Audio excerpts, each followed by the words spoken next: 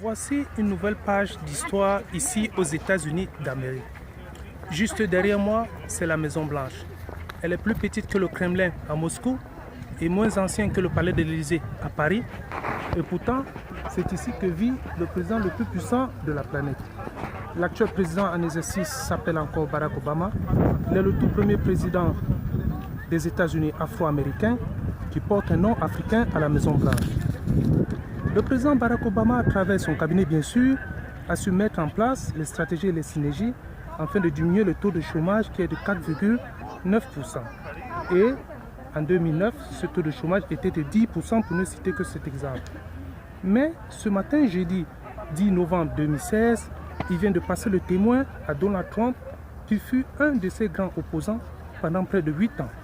Il faut souligner que Donald Trump a apporté une amertume au sein de la vie politique américaine à travers les injures et surtout ses moqueries envers les handicapés et les femmes.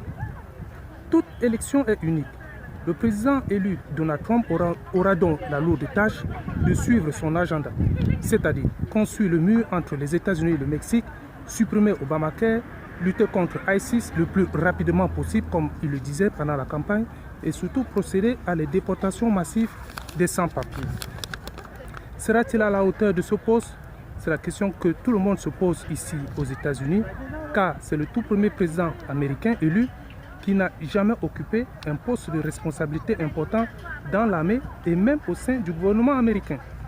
Donald Trump a fait beaucoup de promesses polémiques que aimerait voir de white supremacy et surtout, il a crié haut et fort que l'élection présidentielle était déjà truquée avant même le jour de l'élection. Et pourtant, il est devenu le 45e président américain élu devant Hillary Clinton. Il est le seul à savoir donc comment il y a eu trucage. La question que l'on se pose encore ici aux États-Unis est de savoir si c'était juste un moyen pour être élu comme président ou bien c'était une vérité. Il faut souligner que Hillary Clinton a gagné le vote populaire et Donald Trump a plutôt gagné le vote électoral. Malheureusement, aux États-Unis, le vote populaire ne compte pas. Ici, Parfait Pouce, depuis la Maison Blanche.